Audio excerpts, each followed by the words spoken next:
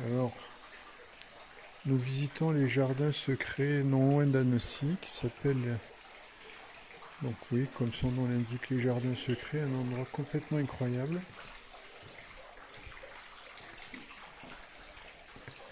avec salon marocain,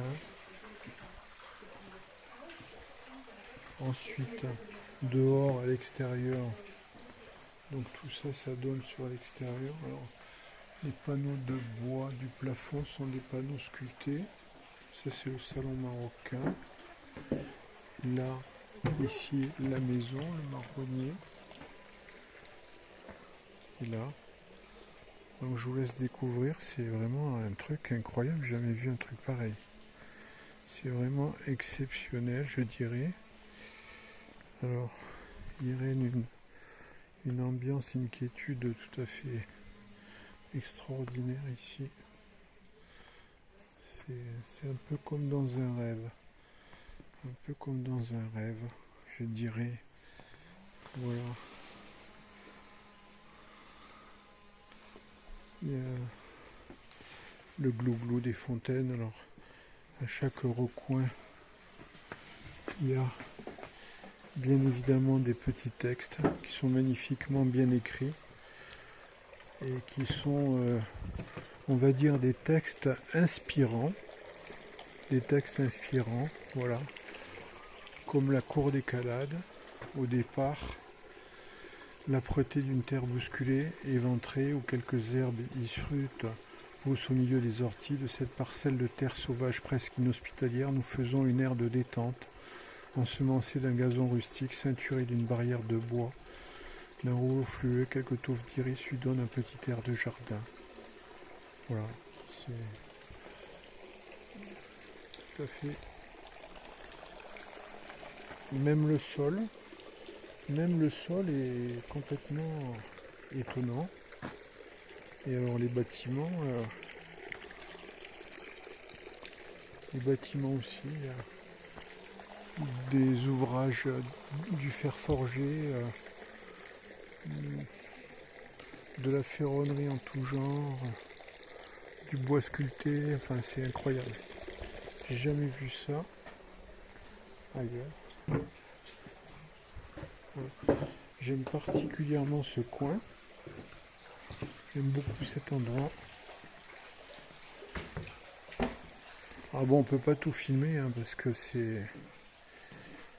Voilà. Il y a une multitude de petites pièces, de petits salons. Là, c'est une petite chambre. Voilà.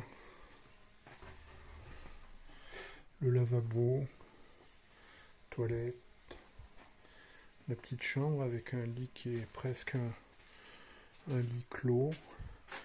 Voilà la chambre bleue. L'ancien débarras est devenu une chambre d'amis à cette époque. Leïla, Myriam et Sonia ne vivent plus avec leurs parents et poursuivent leurs études. Le couple profite de leur absence pour faire une surprise. Pendant plusieurs mois, la petite pièce se transforme en véritable atelier plein d'outils et de poussière.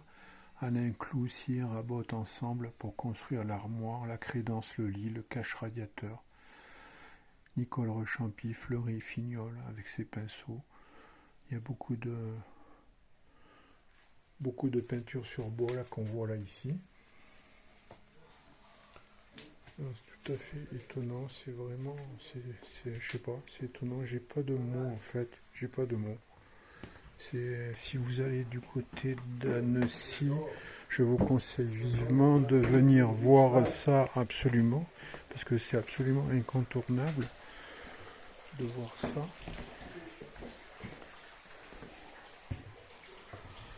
Là ici, qu'est-ce qu'il y a? Encore une pièce incroyable. Beaucoup de mouchards habillés, puis alors les plafonds ils sont tout à fait étonnants. Ça, une petite cuisine, vraisemblablement.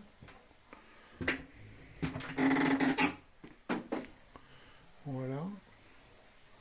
Et là qui donne sur encore un autre patio. Donc on passe d'un endroit étonnant un autre endroit là. C'est un mélange un petit peu des inspirations mauresques, orientales, et à la fois on se croirait en Indonésie, en Savoie, enfin c'est complètement étonnant, tout à fait unique. Voilà.